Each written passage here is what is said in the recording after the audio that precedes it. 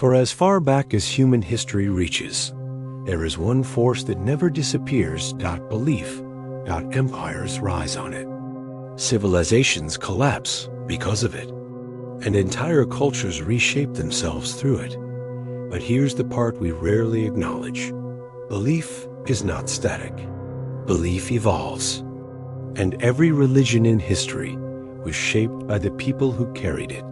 Today, we return to one of the oldest and most influential belief systems on Earth, a tradition that reshaped the ancient world and continues to, defying modern society. Welcome to the Truth Archives.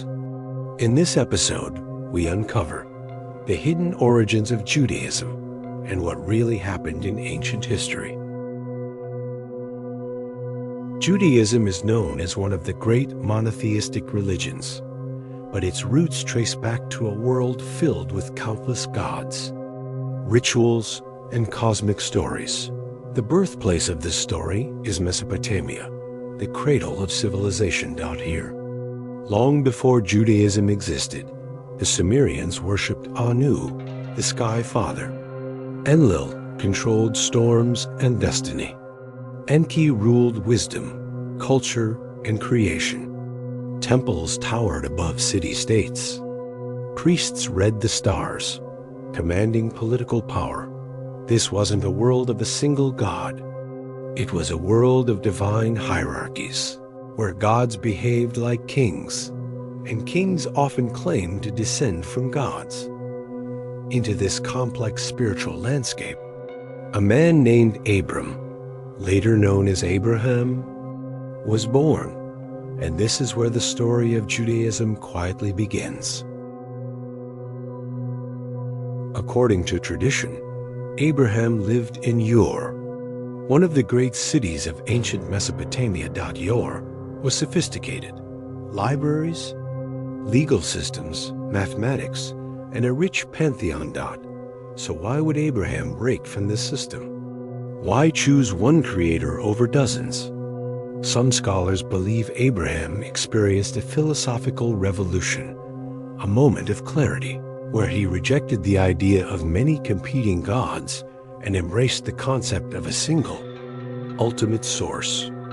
Others argue Abraham may have been influenced by a smaller, less dominant spiritual group within Mesopotamia. But regardless of the path, one shift occurred. The idea of a single god began to take shape, not in isolation, but inside a world full of older traditions. And through Abraham's sons, Isaac and Ishmael, this idea would echo across history. The next major turning point comes with Abraham's grandson, Jacob. Ancient texts describe a mysterious encounter.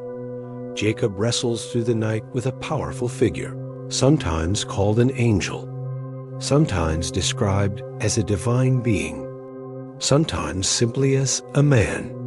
After this struggle, Jacob receives a new name, Israel, meaning one who strives with God. This name becomes the foundation of an entire people, the Israelites, and it marks the moment when a family becomes a lineage, and that lineage becomes a nation. To understand early Israelite belief, we must understand the ancient word, El. El appears everywhere in the ancient Near East, in Canaanite myths and Ugaritic tablets, in Proto-Hebrew inscriptions in the names Israel, Michael, Gabriel. Raphael. El wasn't originally the name of a single god. It was a title. El meant the mighty one or the high god. Over centuries, as tribes fused, migrated, and merged, El evolved linguistically and theologically. El gives Elah, gives Elohim, gives Allah. Cultures changed. Pronunciations changed, but the core idea remained, a supreme, creator-like figure at the top of all existence. Before Judaism became Judaism, this was the God early Israelites recognized. Jacob's descendants eventually migrated into Egypt, a move sparked by the rise of Joseph, a Hebrew who gained influence under the Pharaoh. Over generations, the Israelites grew in number and eventually fell into oppression. Then came Moses. Moses is the defining figure of early Israelite identity. Political leader, spiritual guide, lawgiver, and the bridge between slavery and nationhood. The Exodus story is more than a tale of liberation. It marks the birth of a new identity. During the wilderness years, a transformation happened. Israelites shifted from a loose tribal faith into a structured religious community. The core values Moses taught were simple, universal. One God, justice, compassion, protection of the weak. Obedience to moral law. This is Mosaic monotheism, the foundation on which Judaism was supposed to stand. But history was about to take a very different turn. After reaching the land of Canaan, the Israelites formed 12 tribes. One tribe, the tribe of Judah, eventually became the political and spiritual center. From this tribe came the term Yehudi, gives Jewish people originally. Jew did not mean someone who followed a religion. It simply meant someone from the tribe or kingdom of Judah. But when the northern tribes were conquered and scattered, Judah remained. And over time, the Judah tradition became the dominant surviving storyline. Judaism was not yet one unified religion. It was a collection of local practices, rituals, and regional traditions that would all change in the next chapter of history. A chapter that reshaped Judaism forever. In the 6th century BCE, the Babylonian Empire invaded Jerusalem, destroyed the temple, and exiled thousands of Israelites to Babylon. This event, the Babylonian Exile, is the single most important moment in the formation of modern Judaism. Why? Because in Babylon, the Israelites encountered Mesopotamian mythologies, Zoroastrian cosmology, new angelic systems, new forms of priesthood, new storytelling structures, new ideas of heaven and hell, new concepts of cosmic dualism. During this period, Israelite religion underwent a complete theological transformation. The image of God shifted from a protective tribal deity to a universal, cosmic, moral ruler. The idea of scripture shifted. Oral traditions were written and edited. The role of priests shifted. They became preservers of identity. And most importantly, Judaism as we know it today was born in Babylon, not in the wilderness of Moses, not in the courts of King David, but in exile. When the exiles finally returned to Jerusalem, they did not return with the same religion. They returned with a new theology, a new priestly order, a new emphasis on purity, a new structure of sacred law, a new concept of scripture, and a new national identity. This period produced much of the Hebrew Bible as we know it. Judaism had officially transformed from tribal belief system gives into a codified, text-based religion.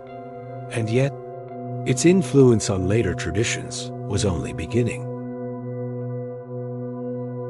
Both Christianity and Islam emerged centuries later, but they inherited foundational elements from Judaism, a concept of a single God, angels and prophets, dietary laws, ritual purity, sacred scripture, moral commandments, eschatology, and final judgment. Even the names of angels Gabriel, Michael, Raphael come directly from earlier Hebrew traditions. Judaism is not an isolated religion.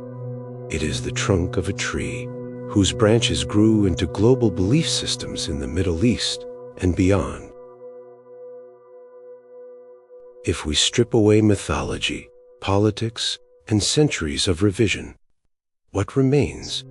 Judaism did not appear suddenly. It evolved through Mesopotamian culture, Kingandite traditions, Egyptian experiences, tribal identity, Babylonian influence, Persian theology, and post-exilic reform. It is a religion born from migration, trauma, survival, and reinterpretation. In other words, Judaism is a story carried across thousands of years, rewritten by each generation that needed it. We often think religions are fixed truths, but history shows something different. Religions are living systems. They adapt, evolve, and transform. Judaism is one of the oldest examples, and its influence still shapes the world today. If this episode gave you a deeper understanding of ancient belief systems, like the video, subscribe to the Truth Archives, and tell me in the comments.